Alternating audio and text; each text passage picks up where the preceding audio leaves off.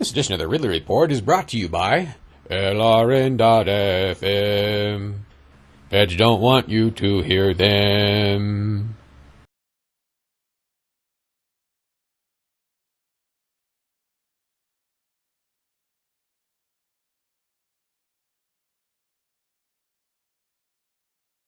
You just came all the way to New Hampshire just to visit us, and I know I don't know if you came directly from California, but yeah, I came directly from California at this point. And in addition to that, you had just gotten done with like a mini-month tour of the world. Yeah, I was on a round-the-world trip since July or so.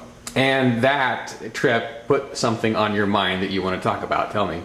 Well, as I had been traveling through the world, part of the idea behind the trip was to find a place where, you can live somewhat freely, at least, do business freely, or, kind of create, some kind of business, some kind of wealth without having to, go through some of the hoops that you have to in America these days. But as I was going through, many countries, I went to 13 odd countries or something like that, and some of them are, countries where security would be an issue. Israel was one country I visited, and there, I went, through, security was tough, but the toughest security that I had to deal with in the entire world, as far as I'm concerned, Europe, Asia, Australia, a little bit Africa, it was in the United States. Coming back here, JFK, hopping on a plane back to California, and I mean, no place else in the world do they make you take off your shoes. No place else do they, grope you if you don't want to submit to an X-ray machine that can show your entire body. Never mind the whole humiliation of having to pose for said machine. And that made me a little bit sad to think that the country that prides itself on being the freest in the world and the best in the world is the one where you're the least free, in some ways anyway. What's the country where people would expect it to be really bad and it was better than the U.S. in terms of security? I mean, Israel was the one that was kind of interesting, just because, it is that, but they don't make you go through the same hoops. They don't, so obviously humiliate you.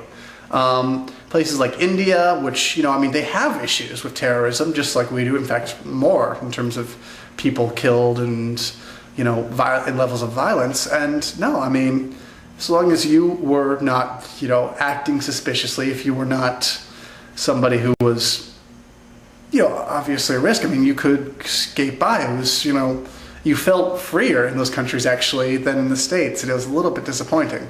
Yeah. So they were just more polite to you, nicer, everything than the TSA, or...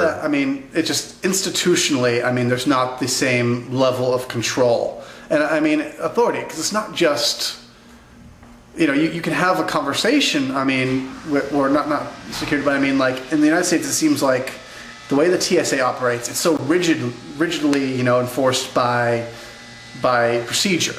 That, you must take off your shoes, you must do this, you must take off your belts, you must, and these are not requirements around the world, they're not requirements anywhere else, frankly. You can go through your bag without taking out every single separate liquid, and, and certainly there's no equivalent around the world, anywhere, of a TSA pat-down as a matter of procedure. It simply doesn't exist.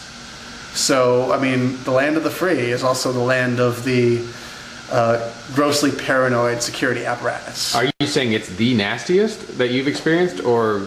I would say so. Wow.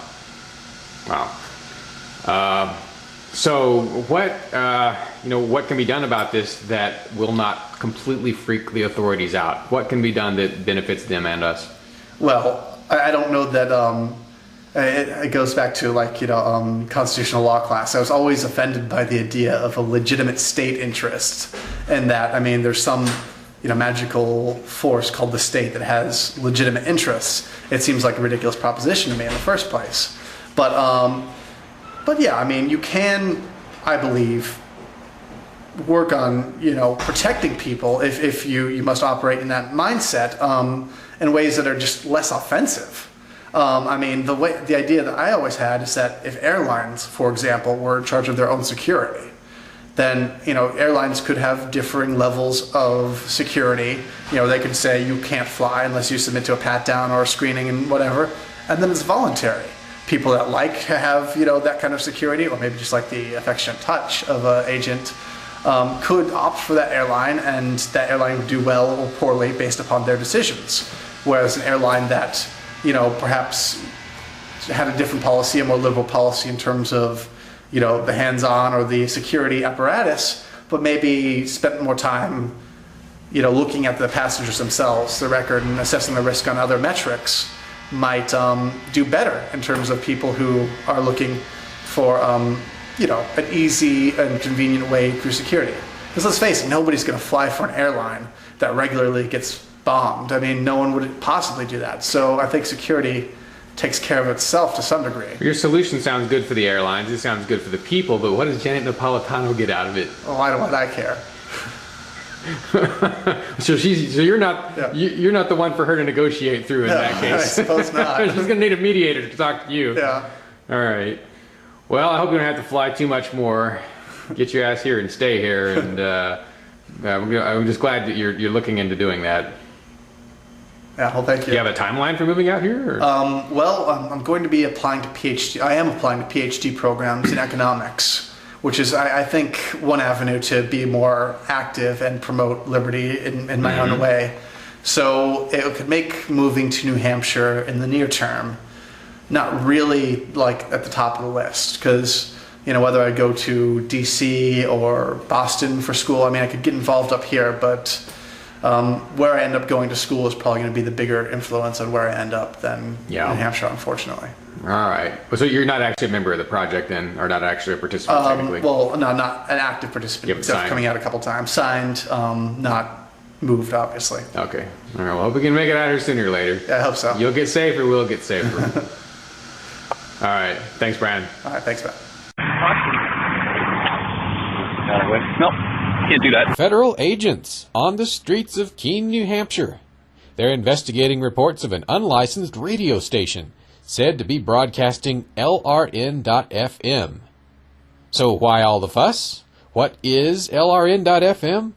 Well, it's probably not something these agents want you to listen to. It's a 24-hour news talk broadcast, all pro-liberty. A true authoritarian-free zone. Tune in at LRN.FM to listen or broadcast their signal. LRN.FM.